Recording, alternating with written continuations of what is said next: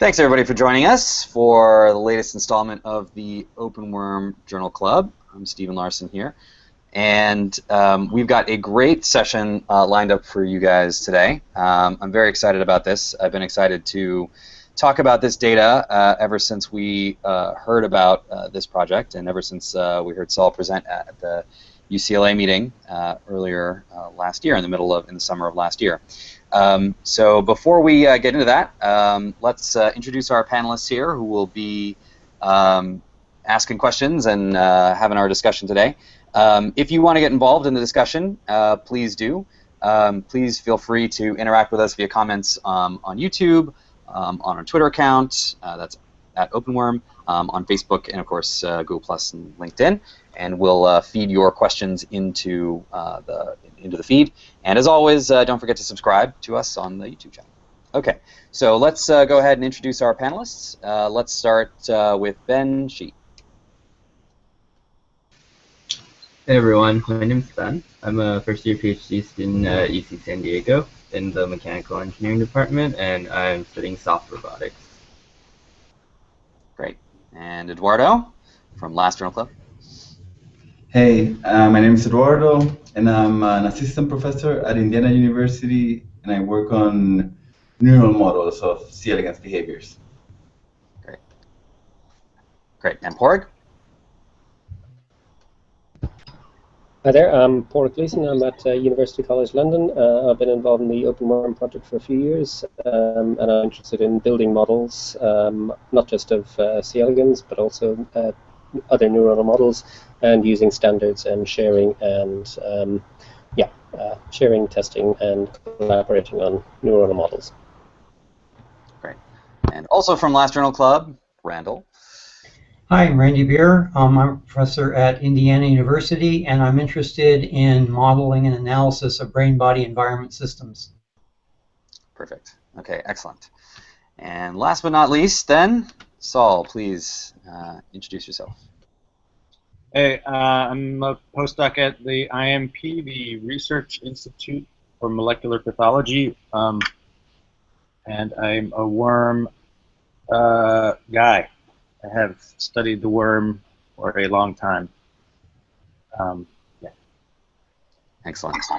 So, Saul, thanks for joining us. What precipitated this presentation, so Saul recently published, along with many other collaborators, paper in Cell that builds on some of the work that those of you participating in OpenWorm Journal Clubs may be familiar with. Back in December of 2013, we had several of Saul's co-authors on, also from the Zimmer Lab, to talk about whole worm imaging of neurons. At that time, the paper that we reviewed then was looking at mainly the head. And the work that Saul is going to tell us about today that's come out in this paper goes much further than that, and also really starts to look at analyzing the network activity. And that's all I'll say here before I let you take it away, Saul. Please.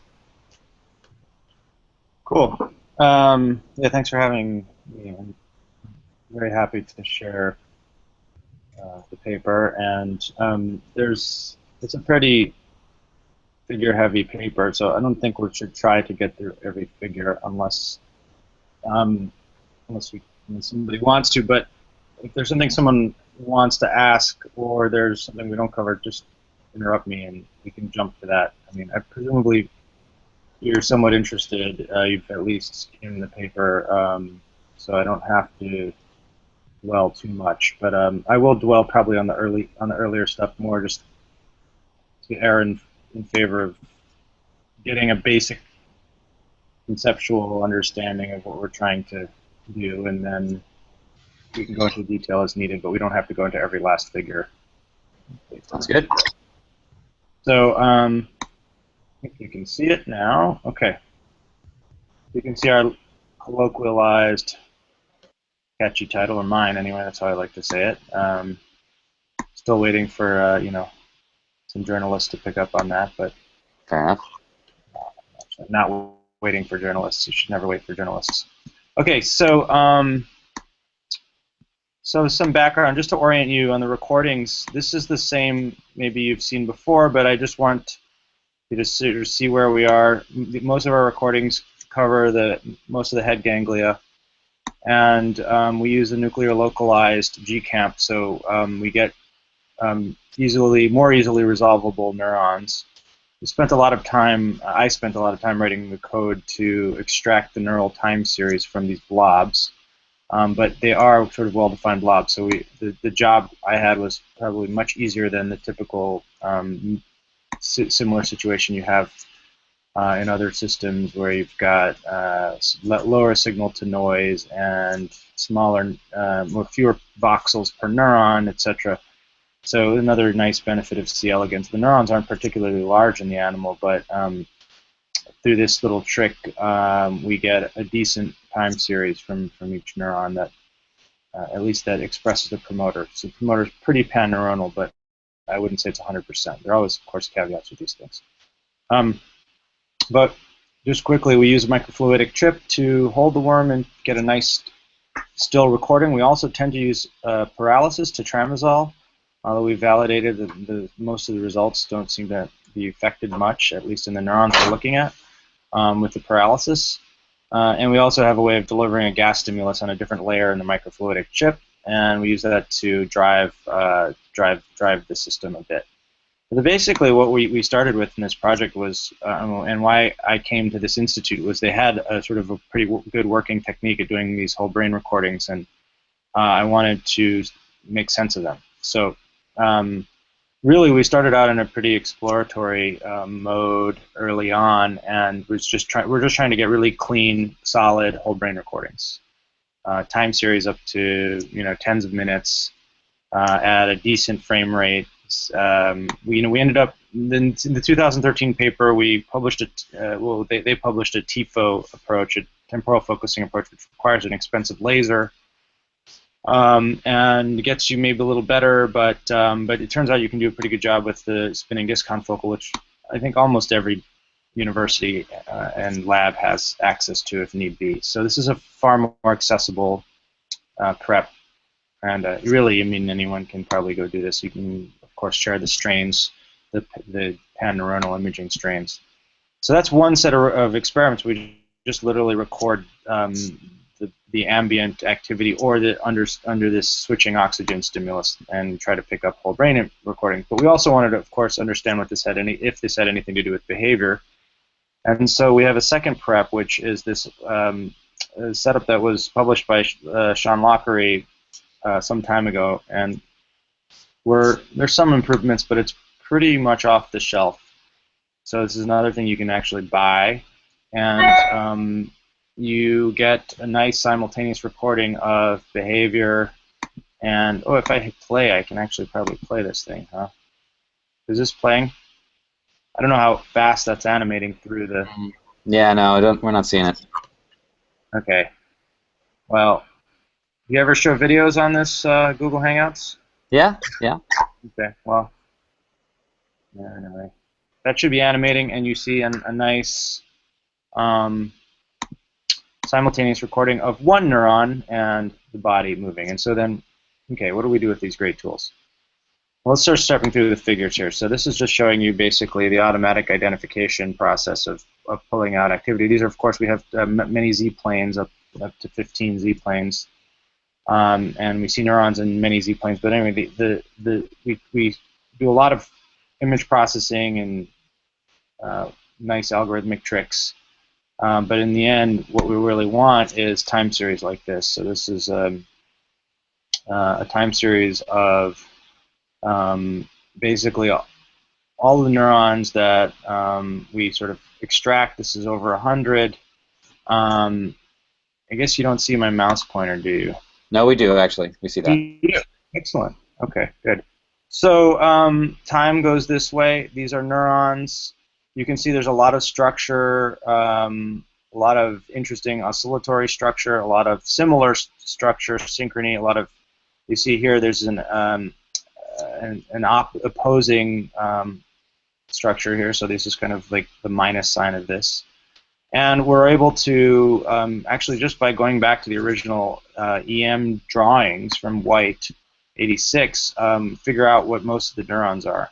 You also sort of get smarter as you go along, or you sort of pick up really recurring activity patterns, and we use those also to identify neurons. You know that AVA does this thing in every recording, so you don't confuse it with a neuron next to it that's dead, and we're pretty sure that we're not mixing up identities on that basis. We also use marker lines when we want to really validate a particular neuron. We did that with a whole number of neurons that are in the appendix of the paper. But anyway, we're able to identify a lot of neurons.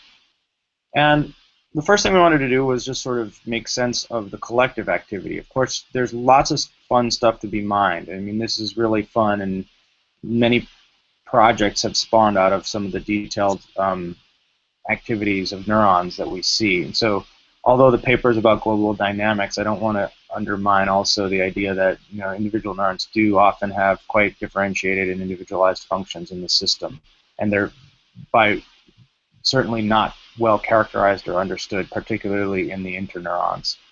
So we really still have a very foggy notion of what interneurons are doing in C. elegans.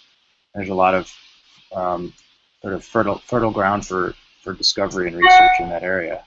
So that's useful for, whole brain is good for an exploratory tool, but again, we wanted to make sense of what is sort of dominating the activity. From a variance perspective, you run PCA to sort of pick up components that can describe the variation that you see, the variability in time that you see, the variance of the data set. And so here we extract the top 3 PCs. And when you're doing PCA on time series, you can you get 2 things. You get these coupled entities, and you can think of them either in 2 different ways. But PC1 can be thought of as a set of fixed coefficients or weights. In other words, for every neuron, we have a weight plus over here, minus over here. I've sorted them by magnitude, then sign. And we color them based on the basis of which PC the neuron is most similar to. So these are the neurons that are most similar to PC2, and these are the neurons that are most similar to PC3. And so you can think of these bars as signed weighted coefficients. And if you do that, if you take the signed weighted sum of these, you get these down here, these time series. So that's why they're lined up here. So you can think of these 3 dimensions, these 3 PCs, as the 3 dimensions. If you had only 3 dimensions to try to describe the data set that you would get, these would be the 3 that you'd recover. And PCs, if you play with them a lot, you know that they don't necessarily correspond to particular things or meanings or extract particular features, or they're not necessarily, for example, reflective of certain subsets of neurons. They can be mixtures. There are some funny properties that are dependent on how the matrix inversion works and other things like that.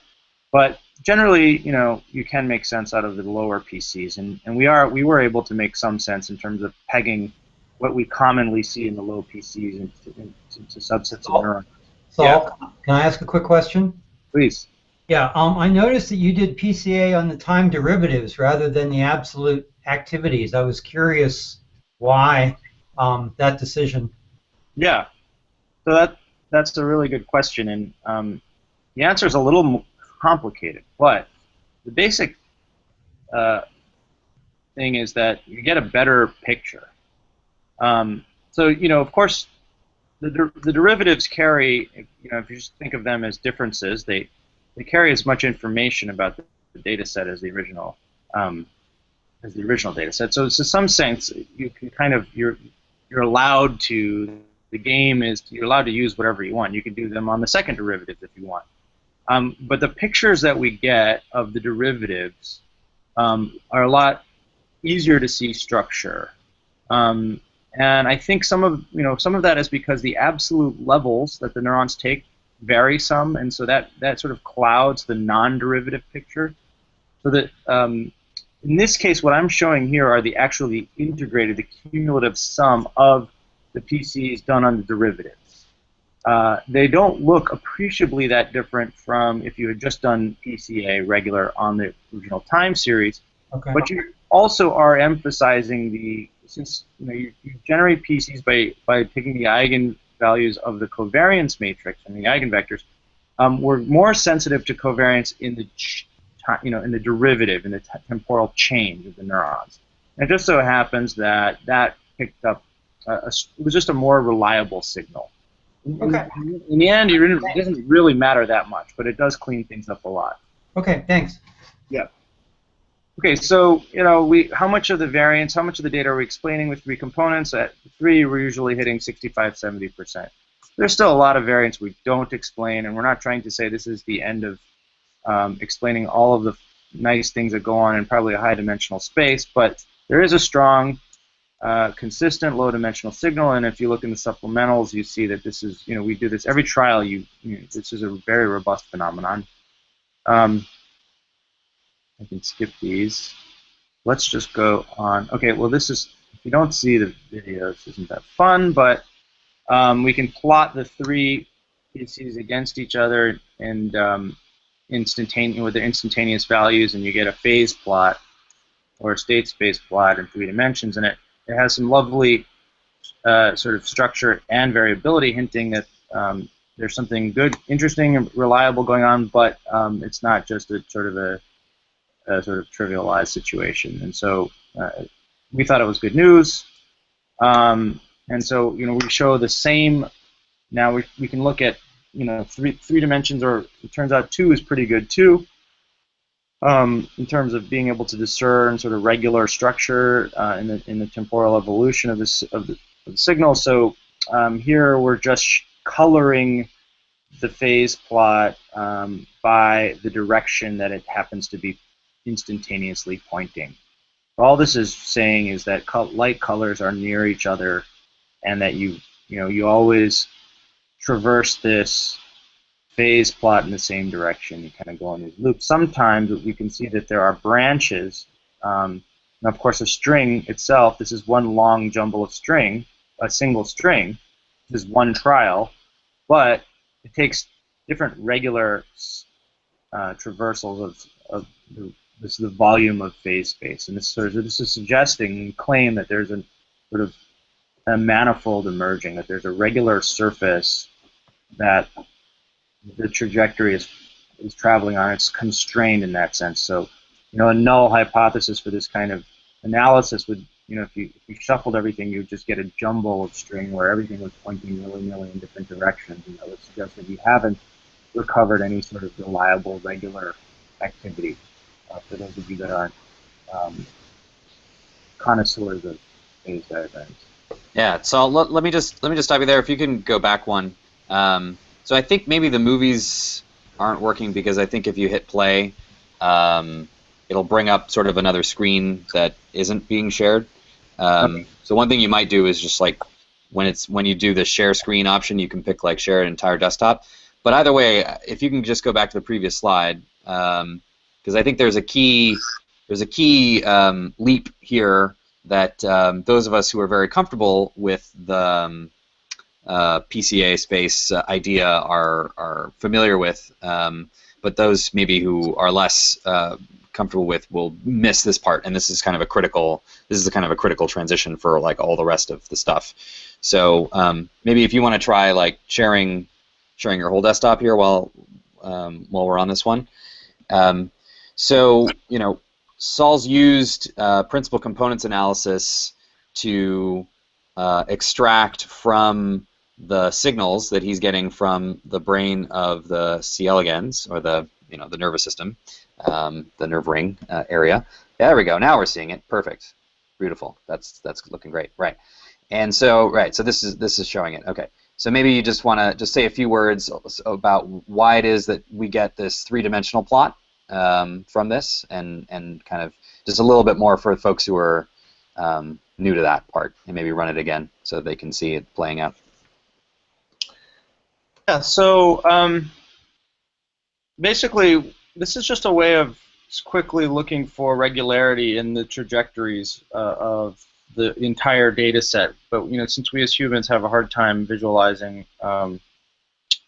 many high dimensional thing or a high dimensional signal. This is just we're just plotting the bottom three, and actually the bottom three carry, as we'll see, carry a meaning that we claim is maybe even related to its function. So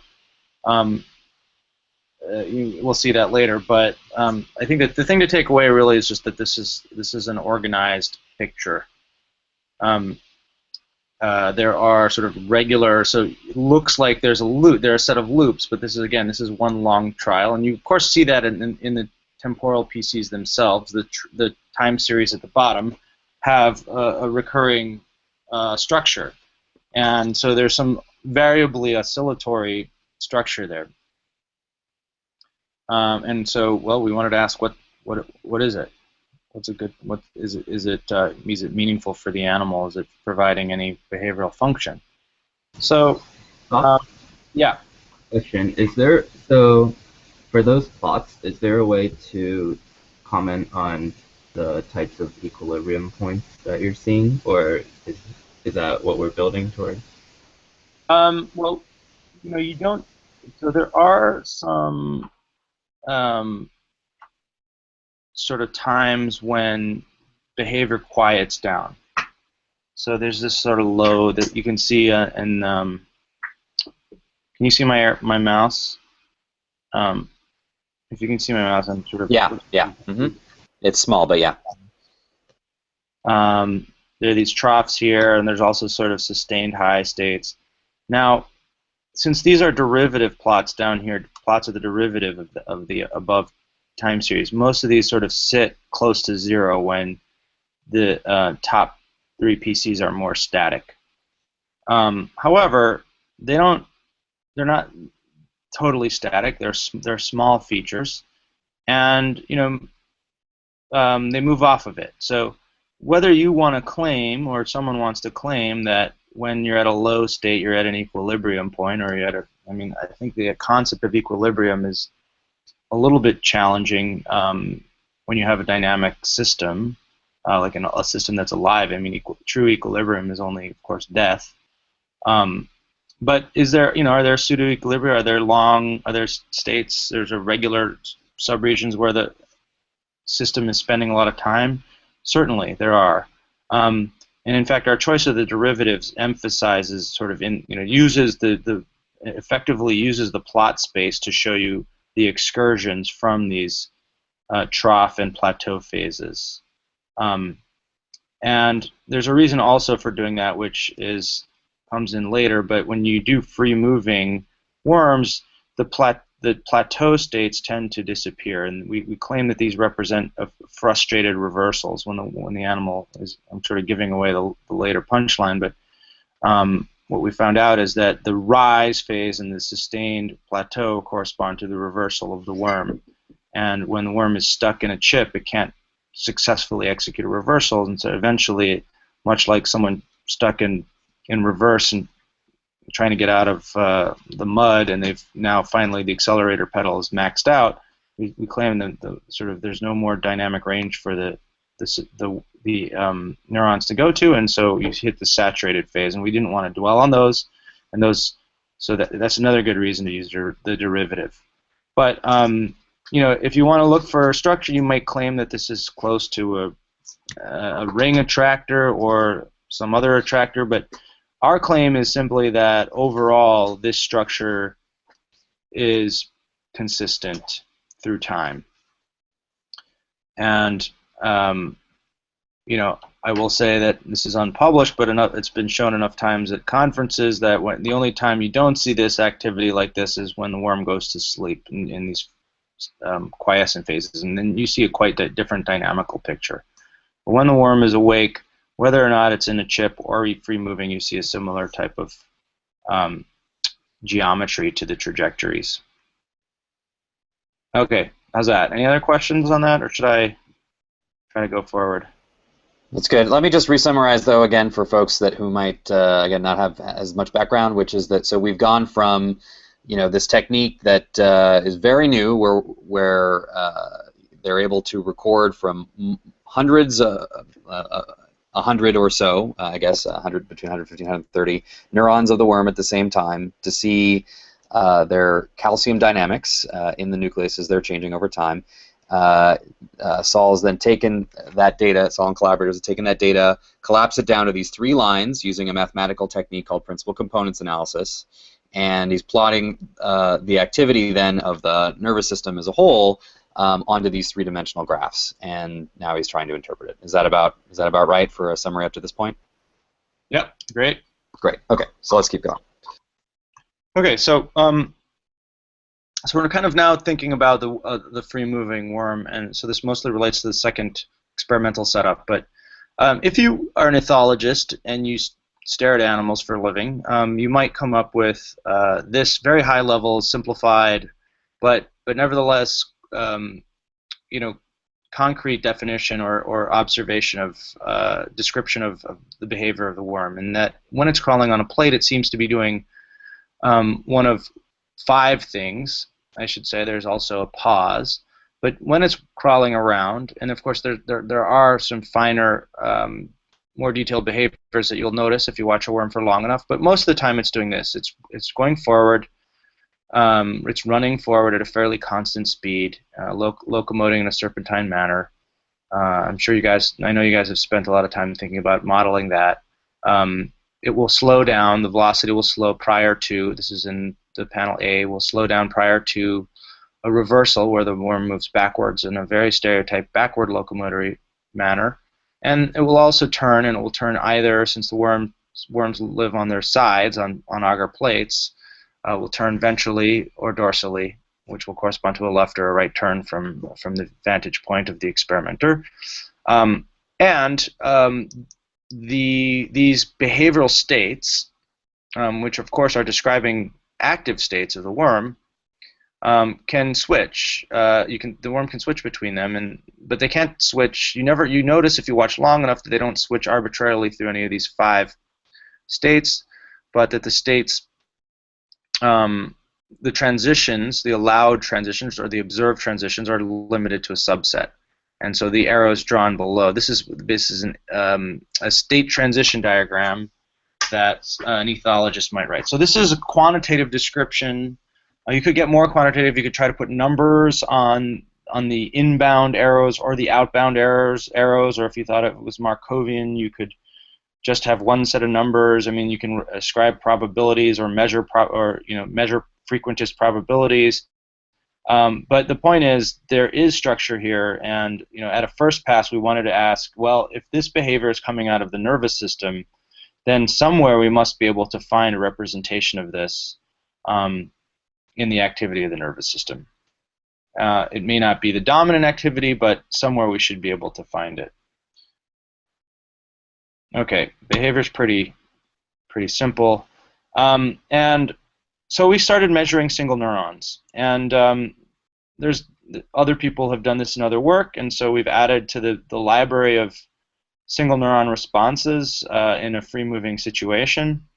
And I think keep doing more is the sort of should be the story for the field in general. We learn a lot by doing this, and in this case, we notice that, for example, this neuron RIM is always rising during a reversal. So the shaded red area is acquired by looking at the behavioral video, and that's overlaid on top of a measurement of the animal's speed in green, but more importantly, the activity of this neuron. The gaps are just recording gaps because of the movement, but what you notice, and is quantified below, that essentially this neuron always signals with a rise at the start of the reversal and terminates at the end of the reversal. So you have a very, just looking at this one neuron, I can tell you basically when the animal's reversing. And in fact, had you done an experiment without the whole brain imaging, you might conclude that this neuron is in fact responsible for the reversal. And if you look through the literature, you can find there are a lot of cases where people have ascribed function or posited function for single neurons on the basis of such a correlation, very tight correlation. What we found, surprisingly, was that the relationship is actually shared by many neurons. And this, of course, is substantiated by the fact that there are many neurons that have a high degree of correlation to that first principal component. So this is a big clue that, in fact, these neurons, some of these neurons were already in many, AVA and lots of prior literature was shown to be related to the reversal ability of the animal. If you ablate that neuron, the worm can no longer go in reverse. But the story looks like it's a little subtler than that, in the sense that it's not the only neuron representing reversal. And so it seems that this is a widely shared, and this is one of the basic messages of the work, is that there is a widely shared broadcast signal, if you will, of the high-level state of the animal. And many neurons have access to this signal. So can you just walk us through this particular picture that shows that? So what is the difference between the dark lines and the light lines? Sure, yeah. The dark lines is the average activity. So one thing is, in the single worm, in the free-moving recording, the signal to noise is much lower. And so we do have to average a little. One of my mantras is to sort of always avoid trial averaging until you absolutely have to use it. Because what we're after ultimately in understanding the brain, I think, is how we sort of live our lives, or how animals behave on a single trial basis. They don't get multiple trials, and when you trial average time series, you will often lose the finer detail of what's going on. And so here we have trial average. That's the black line. The gray lines are showing quartiles, just to show some of the variability. But it should impress upon you that you have a pretty sharp onset and fall signal. So that reversal is always being demarcated by the rising phase of these neurons for the top four. You might notice that with AIB, if you look closely, there's a subtle curve before the dotted red line. I guess I can point to it here. So this is actually indicative that the neuron this neuron might be actually anticipating the reversal, whereas these AVA and RAM seem to sharply demarcate the reversal. And again, they fall upon termination. And the neurons that you may have noticed had an opposite sign in the heat map in the first figure are showing the opposite kind of activity. So these could also be used to decode reversals from neural activity. Okay? Yep. All right, so it turns out, well, we can do other things besides just decode reversals by finding the right neuron. Now, finding this neuron was a process of iteration, and actually we used a lot of the clustering, which is in the supplemental figures, to find a lot of information. But in the end, we sort of honed in and found a neuron, and then made a single neuron promoter for it. And we had some other clues, and we recorded from this neuron SMDV and found this is a head motor neuron. We found that it exclusively signaled here on ventral turns. So this is turns toward the ventral side of the worm, but did not signal during dorsal turns. Now you'll notice that these V and D periods only happen after an R period, and that is reflective of that behavioral state transition diagram, which suggests that almost all of the time you only have a turn after a reversal. It's very rare to see. I mean, you might see a very short reversal, but if you look carefully enough, you can convince yourself that the worm is reversing, and this has held up and been consistent with the neural recording. So what we're trying to get to eventually is, and what we claim we get pretty close with this work, is to decode behavior, at least at a high level, at all times from neural activity, and then and look at that. So in this case, we're just quantifying basically the sharpness of this signal, and so this neuron basically will tell you ventral turn. And again, with some this is a little hazier to deduce the exact time from this one neuron, but you can pick generally when this transition happens. I'm going to skip the bottom ones. They're just quantifications. Saul, can I ask you something? Yeah. And so, are there similar neurons for the dorsal turns? Would SMDD be responsible There are. It for? turns out SMB will be the opposite. So SMB would do dorsal turns? Is that what? That's right. So I don't have, that's in the supplementals. But there's a bunch more neurons in the supplementals. Okay. But yeah, so the SMDV and SMB are mutually exclusive in that during turns they only signal one or the other. Now you'll notice there's some interesting stuff going on with this neuron outside of a post-reversal, right? These oscillations ahead of time, and these are what we think these are. Well, we know. I mean, they're basically here in free movement. They're related to the head bend. So this neuron is not just signaling post-reversal turns, but in the case of a post-reversal turn, it will tell you if it's dorsal versus ventral. So these are neurons that are involved probably in well, I mean, you can see there's strong evidence also by the connectivity that they're driving basically head bending. Yep. Okay. Okay, so this is a big step, but you have to go through the supplemental figure, and we have a whole way of turning it. It turns out you can sort of piece this together and come up with, based on this little graph, which is a redrawing of the state transition diagram. I can explain how you get there, plus a little bit of extra brain-specific information. But anyway, the point is that we're able to recover basically a color at every time point that the brain state, as represented in its low-dimensional, the bottom three PCs, goes through, and at every time we're able to ascribe a color. And we claim that the color corresponds to a behavioral state. These panels here are simply averaging the activity you see here. Although the way we average is we have to first split some of these trajectories into different groups, and that we do with clustering. But it's quite clear when you play with these things in a three-dimensional browser, for example, that there are different segments. For example, it's very clear here that the yellow and the orange are really different areas of phase space.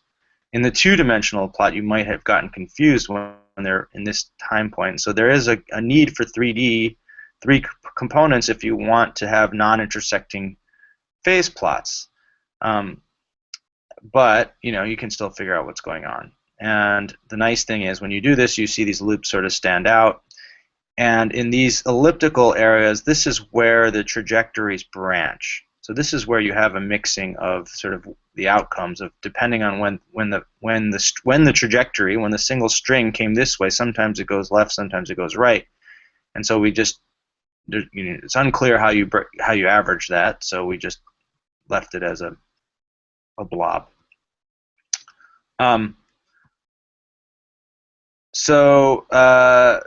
I don't know what else is there to say here. Any questions? This is a lot. Yeah, just to be clear, so this is freely moving worm data now? No, so anytime you see a brain phase plot, so this is the big sort of conceptual claim, which is that we can take what we learn from the free moving situation and where we're doing single neuron measurements, and we're just going to go back and color on the basis of the rule set that we extract. We're going to color the phase plot that we see in the whole brain recording. So this is now a worm that's trapped in a channel. Yeah. So every time we're seeing an attractor phase portrait like this, it's a restrained worm then? That's right. Okay. This is a completely naive experimental question, is how far away or how difficult would it be to actually reconstruct the same kind of representation in a freely moving worm? Actually, now it's quite easy because we only need three components, and it turns out you can find representative neurons. Yeah, that's what I meant. I was wondering. So, in fact, if you pick the right three neurons, it wouldn't be so bad. Right. You get phase plots that were pretty clear. So actually, yeah, I mean, it's a great thing to do. Of course, there's a big question of how much of this structure is preserved in a free-moving situation. Well, that's actually what's underlying my question. Yeah, I mean, that's the interesting thing. You put forward a really intriguing proposal here, but it's interesting. It would be interesting to actually test it and see what structure is preserved and also what new structure might arise when you've got the freely moving case. Yeah, absolutely. And so, I mean, I think you guys know, there's a couple labs have published their free-moving setup where they're trying to do pan-neuronal recording. They're pretty good. I mean, they're still, I'd say, a different regime of signal-to-noise. So when we started the project, we sort of thought, well, should we go for that? And it just seemed that it was going to be a major step down in terms of the quality of the recordings. And so we didn't see the structure, and those guys have a hard time seeing the structure. Now, I think the next generation of free moving will be able to clean up these data sets and see the same things. Now, again, since we've realized that these signals are sort of widely shared, the PCs can be found nearly sort of, at least for the first two PCs, you can find representative neurons, so you don't necessarily need the whole brain recordings. But even the single neuron recordings are a little bit more noisy. And we did, as part of this work, go through all of the timing relationships that we were able to deduce. Because once we know, for example, that AVA is always rising during reversal under every possible situation, then we can record a different neuron, and if we have the behavior of the animal, we assume that AVA is rising when the worm is reversing, even though we can't see it on that trial. Yeah. So we sort of did that with all of the single neuron recordings we had in the free moving situation, and the only sort of major difference, well, there are two major differences that we were able to see. One is that you don't have in the free moving these sustained reversals that are in the green. So, and this is because reversals don't last that long in a free-moving worm. They never reverse for tens of seconds. Mm-hmm. We've been able to coax them into reversing for a long time a number of different ways. You can trap them under a cover slip, so they're sort of mechanically compromised. You can add a little bit of tetramazole, so they're partially paralyzed and they slow down and they tend to have longer reversals. And in those cases, you do get sustained reversals even in a free-moving worm. So, aside from that, the other thing is that the probabilities that you're in any particular state, the histograms, if you will, of the dwell times will shift. Yeah. We don't say a whole lot of that, about that. So. Yeah. Okay. Thanks. Yep. What's the difference between reversal 1 and reversal 2? Well, we don't know, but they're pretty distinct categories in the brain recordings. Now, I wouldn't say that you can ask yourself, did visually in this phase space, are these trajectories really two distinct groups or not? And I mean that's subject to some debate, but it certainly looks like there are pretty stereotyped trajectory loops that are different.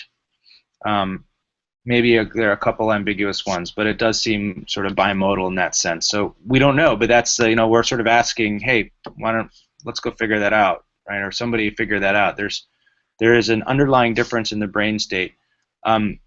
One might think, well, maybe it's just where you came from, right? If this brain state is evolving over time, and they need to that there's some sense that they consolidate and repeat or revisit sort of regions of phase space. Well, maybe it's just dependent on where you're coming from. But we did see that it wasn't totally dependent on what the last turn was, for example. So there is still mixing before these two states in this blue area. So the answer is I'm not really sure. But they both correlate to reversals. So Interesting. yeah. In fact, all three are reversal states. So this is a discrepancy between what the structure we see. We see a little more structure in the neural space than we do in the sort of gross behavior. And we also are looking at the behavior more closely and seeing if we can discern any difference when you have reversal 1 versus reversal 2. Got it. Okay, so this was actually a figure that doesn't tell you much, but it was asked for by the reviewers. So this is the concession to the reviewers figure. And they said, well, you keep talking about a manifold. Can we see it? So to create this, we just essentially, you create a standard deviation ellipsoid around the trajectory bundles once you've clustered the data. And if you do that, you get these ellipsoidal trajectories. So these are sort of capturing the volume swept out over by the repeated trajectories. And it is pretty fun. And you know, if you have this in a 3D viewer, you can sort of see that this idea of trajectory bundles and tubes, you know, helps you sort of visualize what's going on. Is there a web-based 3D viewer that you guys have played with this on? Because I'm sure other people would like to play with that. Yeah, no, we should do that. I'll put it on my website or something. Yeah, cool. Yeah. But you know, we should create more of these too. So there is a lot of the general shape tends to be the same when we repeat the experiment. But I think what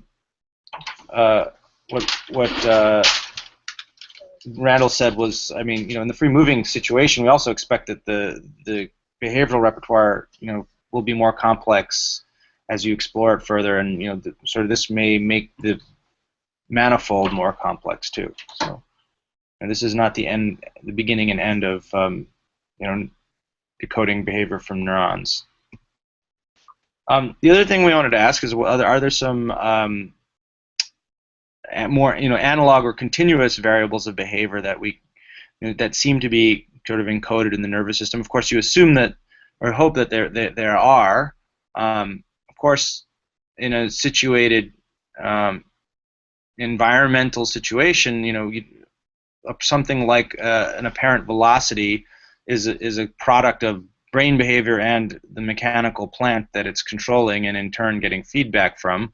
But we still wanted to see, well, does it look like there are indications of some control of not just sort of this grossly categorized behavioral state, but something like you know, of velocity. And so we call it drive because these are constrained worms that aren't actually moving, so they have no velocity. But we found neurons that code in a free moving situation on an analog basis, code for the speed of the worm.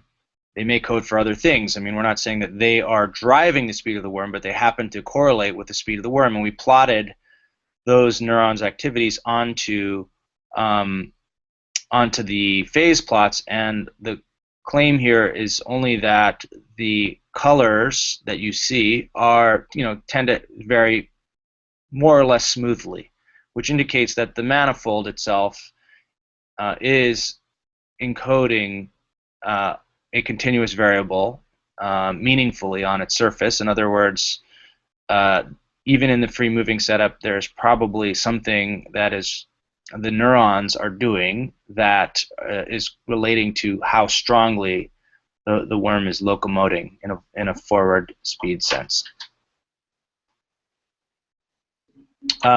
Okay, so the figures, panels G and H, are really a sort of a teaser for the idea of, you know, asking, well, you know, one of the really neat things we see in the organized phase plots are branches, bundle branches.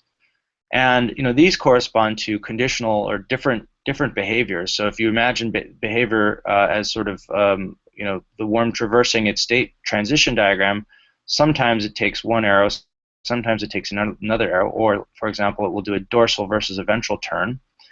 And we wanted to ask whether these bundles in neural space, you know, how early can we determine which direction or which decision the brain is going to make. And so we use our clustering approach, and rather than coming up with a distance, we wanted to relate it to probability. So we using bootstrapping, compute a p-value, which indicates how strongly statistically significant the separation of the clusters is, and asked how early in time can we cluster for example, in G, the rise bundles, this is reversal 1 and reversal 2. How early in time or in phase being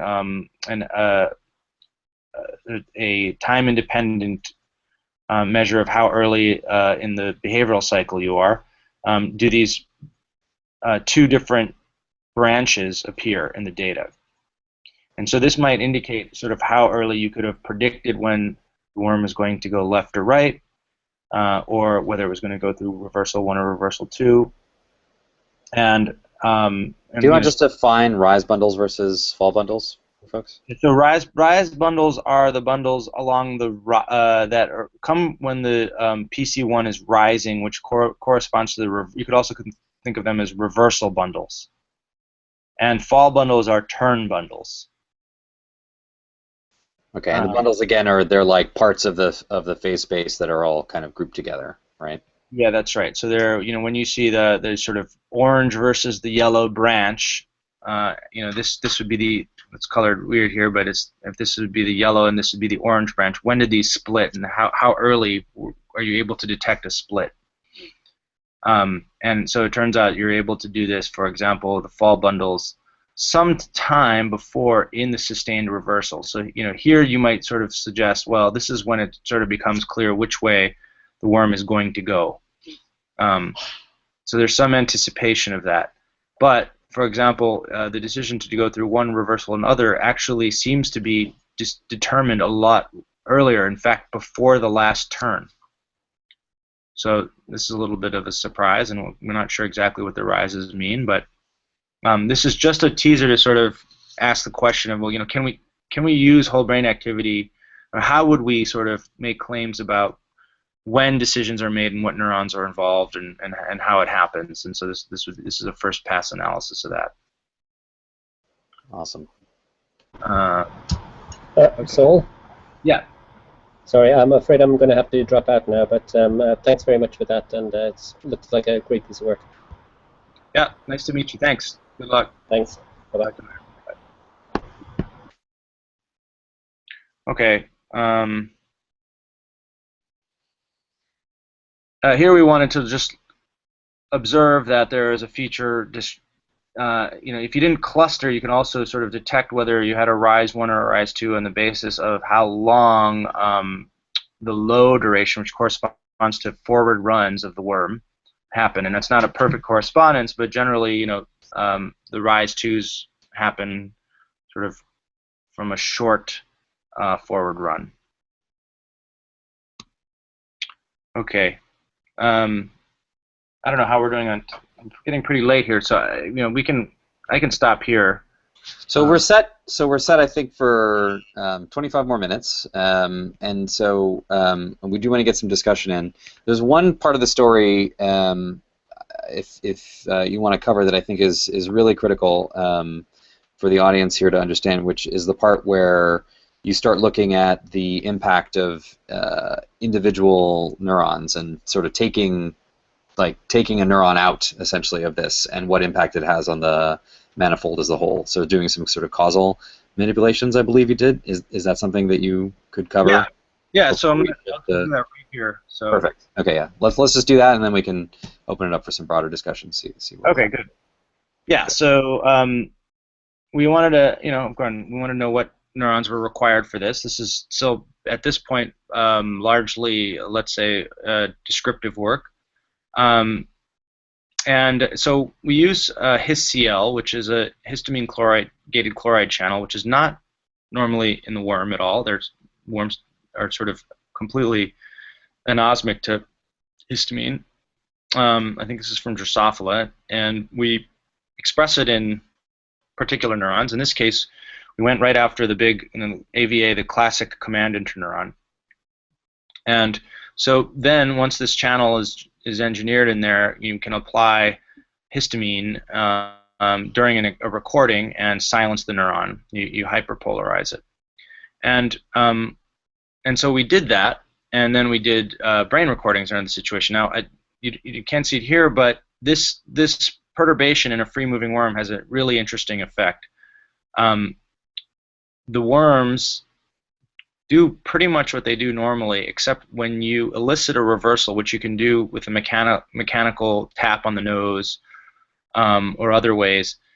Rather than reversing, they stop, and some period of time, a few seconds tend to elapse, and then they resume their forward run. So it's almost like you've independently silenced reversals. But the question we wanted to ask was, what does that do to the rest of the brain activity? And it turns out that most of the structure that we see is still there, in the sense that the brain activity proceeds. These are plots of the phase plots under this perturbation where we've silenced AVA, and you still get these sort of clusterable. The reversals have a little bit of a different structure, and that may not be so surprising because we have these worms don't affect a reverse, but they still transition. They have the same transition rules. So we haven't sort of ruined the overall dynamics. And the claim we make is that the sort of low-dimensional dynamics we see in the system are really independent. They're not AVA is not required for that. Rather, we claim that AVA is an output-facing group, a member of this sort of group that's doing this collective oscillation. It is the neuron that is facing the downstream motor hardware that allows the worm to reverse. And there's clearly feedback, to the interneurons about if the worm is successful at affecting a reverse. So this does change things a bit, but the general procession of the behavioral state is there. The brain of the worm is quite active, and it's going through its standard transitions, and this doesn't require AVA. Okay. Yeah. So I think this is a sort of a deep point. So AVA is one of the most highly connected interneurons in the worm, right? Yeah. In general. And you've silenced it, and in silencing it, the dynamics that you're seeing, or the basic shape of the manifold, is fairly unchanged. Is that? That's right. Yeah, that's a good summary. Uh-huh.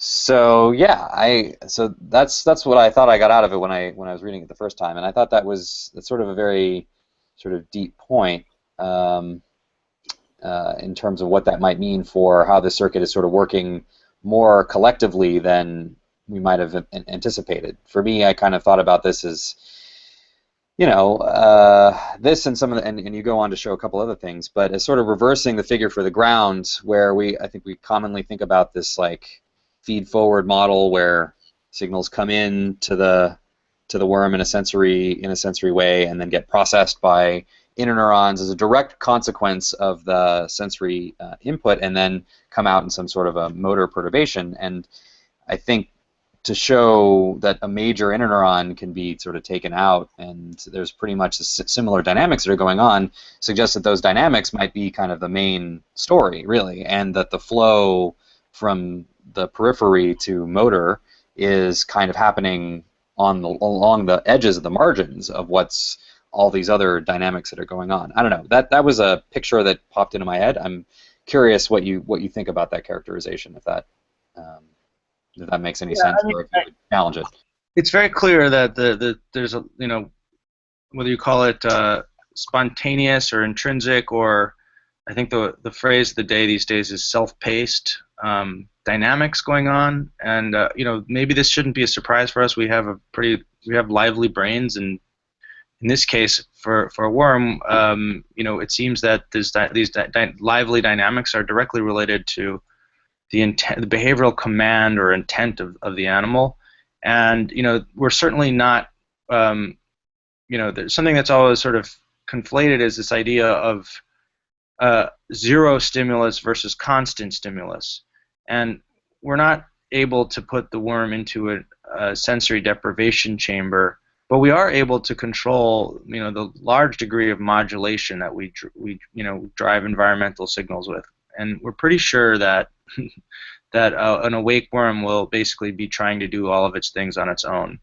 And we do perturb it. We show that you can influence the dynamics, certainly with stimulus, and you see this very clearly in behavioral experiments.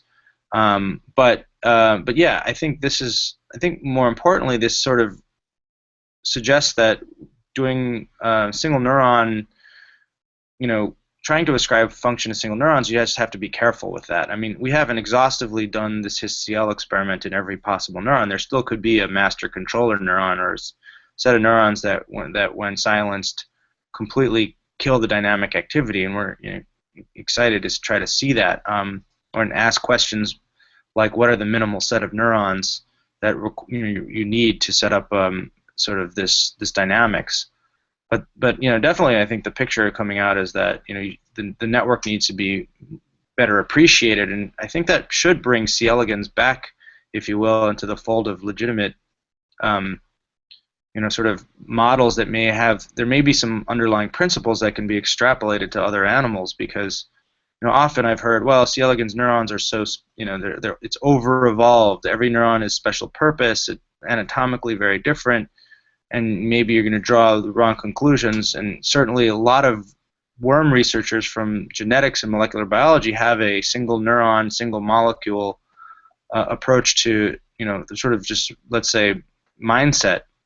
And while I think the neurons do different things, and that's important to figure out, it should also be appreciated that they have some collective behavior. And this may be a general principle. The stimulus response machine, I mean, I think this should be killed once and for all, right? I mean, it's just quite clear that even the worm is not a traditional Skinnerian stimulus response. So that's a oh yeah, go ahead Eduardo. Oh, I was gonna ask, so maybe a technical question, but how much jiggle is there in the microfluidic device where the worms are in the case of this kind of recordings? Does the worm jiggle a little bit within the microfluidic device? It depends how much tetramazole you use and the size of the worm. So you can control that a bit, and you can get them really, really still, or you can use less paralysis and use smaller worms, and they will move a little bit. And then you can pick up sort of small attempts at motion. Okay, but for the most part, they aren't jiggling at all. Is that? Yeah, they're pretty. Yeah, for the most part, you get them really quiet. Yeah. So can you say something about like what and I think I remember some of this in the paper as well. Like, to what extent stimuli that you elicit are seen in your data? I think I remember something in your paper where you're saying not much, that a stimulus doesn't radically change the picture, but. Yeah, I mean, I didn't go through the last figure, but this is basically a demonstration here of. Again, we claim that the structure is not too perturbed in terms of the overall dynamics, but we are able to entrain the behavioral state, the inferred behavioral state, by driving a set of oxygen shifts. So you see an entrainment of the reversals, but the entrainment happens by probably moving the system to different states rather than changing the state transition diagram itself, right? So again, the overall dynamical structure is preserved. And so now we also are able to look at individual neurons, and we can see the sensory neurons, and they have their standard response. This is actually I think I maybe even have this in the presentation. Let's see here. Yeah, okay, so this is where we looked for specific sort of or obvious representations of the stimulus in neurons. And you see in the top, these are neurons that are sensitive to oxygen, and they're responding in the right places in the right times. And then we looked at the entire system, and the only neurons we found that had some obvious sort of pattern were these RAG neurons. We're looking at those, but beyond that, you don't see sensory, sort of independent sensory signals. And the other thing we noticed is that there were variability, and this bothered me for a long time. Is that we'd get BAG traces. This is an oxygen sensing neuron, and it had all this variability, and I thought there was something wrong with the setup. And I was pushing on on the team and said, look, guys, we got to figure this out because BAG should be really reliable. Anyway, it turned out when you looked and you got the AVA as a great exemplar of this global state, you can see that these weird blips in BAG corresponded to overall network state changes. This suggests that there's feedback from this global oscillation that's actually modulating possibly the gain of the sensory neurons. This is something we're looking into more, but this is pretty nice. So this is sort of saying that, well, we can, we see the effect of the central collective oscillation on sensory neurons themselves, but we don't see intermediate stages of processing. Now, I think, in the sense of staged sensory processing, I'm not saying that. I don't think that that's because it doesn't exist, but I don't know if it exhibits itself in the somatic calcium levels of most of the neurons. In other words, there's quite an opportunity for sort of more classical layered sensory processing to go on in the amphid and in the processes of the sensory neurons, and there's a lot of cross connections between those neurons, and so maybe all of that sensory processing and multisensory integration, for example, is going on before you're really getting to somatic calcium signals, but we certainly don't see them in our recordings. So one question: does the type of data that you're showing there, is it related to things like the worm not sensing an increase in oxygen or a decrease when it is reversing, so that there may be a relationship also behaviorally between absolutely. I think that's exactly right. So I'm not sure why, but it seems that the neuron, the worm seems to, the neuron is not active during reversals. Okay. It's not responsive to oxygen shifts. Yeah, exactly. So why that is, I don't know, but that would be a match to this observation. Okay. Yeah.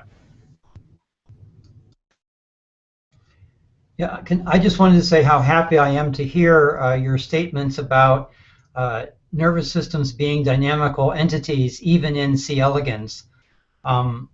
That's something I think that people tend to forget often about invertebrates in general, in my experience, but especially with C. elegans. I've heard some of the same comments that you referred to about it all being just sort of a bunch of feed-forward sensory things and specialized neurons. And so it's really great to see what we're seeing in many other more complicated nervous systems, namely intrinsic dynamic activity being demonstrated in C. elegans. So I commend you guys for that. I think that's fantastic, a fantastic thing to be able to show.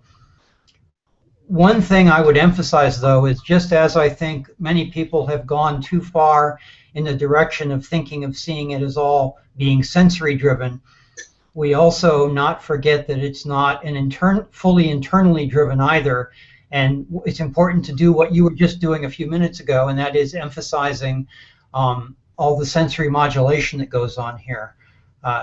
The whole point of sort of the perspective that I take, for example, about thinking about animals as brain, body, environment systems is that it's a dynamical interaction between all of those components in feedback. And I think that's going to turn out to be the story here too, and this is a really beautiful first step in that direction.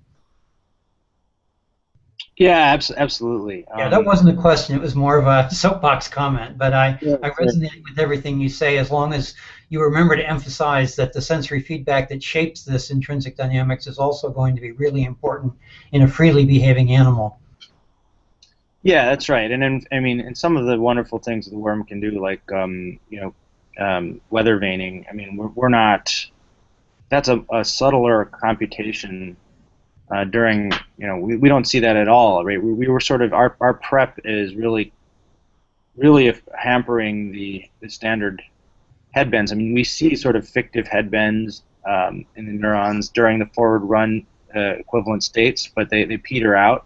Clearly, the worm can't sustain a standard forward locomotory gait in the trapped setup, and the adjustments.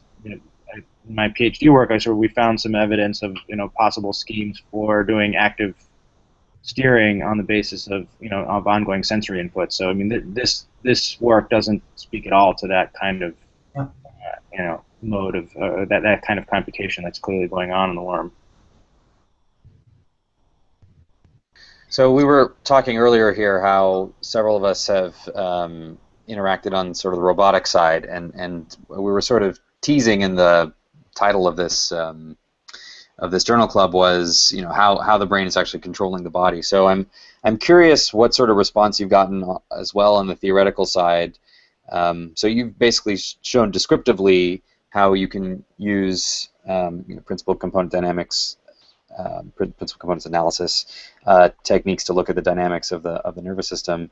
Have theoretical folks been looking for potentially a way to build kind of a new control theory on top of this? Do you think that something like that is possible, such that down the road we could build a different C. elegans nervous system from first principles to know like where to put neurons of what dynamics where in what connectivity? What do you think the prospects are from that? And I know this is probably looking out into a science fiction future, but I'm curious like what reactions you've gotten and what thoughts you have on that. Not much reaction in that area. I mean, I think it's still early, but I mean, I can give you my thoughts. We have to sort of get at the properties of the units involved. If there's a hope out there to write down a set of, let's say, ordinary differential equations, one equation per neuron or one equation per unit. We need to know what the form of those equations are, and we have to have some sense of that. We have almost no sense of what the interneurons in C. elegans are doing. What their sort of input-output functions are, and that's I think something that really needs to be done. Of course, you can, in the absence of that, you can still try to put together sensible, believable models for neurons, and then wire them up and hope that they exhibit behavior similar to what you're seeing. And sort of, for that effort, we hope to provide something to try to simulate, right? I mean, so I don't know what the hypothesis for the activity would have been that you were trying to replicate before work like this. I mean, if you don't see the brain states doing what they're doing, well, I mean, you could have just looked at the behavior as a dynamical trace and tried to create that. The only problem with that is, behavior is a complicated function, as we've just been talking, a complicated function of a complicated body, and a high-dimensional body in a mechanical environment, and there's not too much known about that. I mean, there's some guesses, but I think it was a surprise for us that there was this really sort of high-level simplified signal that you could pick up through most of the brain that said, well, I can at least say the worm's going forward, backward, left, and right. And you didn't necessarily think that the brain would have to store a high-level representation like that across many neurons. Maybe there was just one neuron, or maybe that was just an outcome of sort of collective behavior that was only exhibited, sort of only observable by the behavioralist eye. But no, in fact, there is a simple low-dimensional signal that's pervading most of the brain. And so I think before knowing that, it's hard to go and model stuff. So I mean, of course, there's always an interplay between collecting more data and modeling, and it's up to people to decide when it's worthy of modeling, and when more data should be collected, and they need to work hand in hand, obviously. So. But by the way, I can't help mentioning that in work that we and others have done, where you basically just evolve neural circuits for model bodies in model environments, so not tied to any particular animal, you see all the kind of things that you're talking about. We actually have figures in our papers that look a lot like the figures that you're making, except of course they're not C. elegans specific. But the kind of thing that you're observing in C. elegans is very, very generic when you've got neural circuits that are evolving to control bodies to produce sort of coordinated behavior.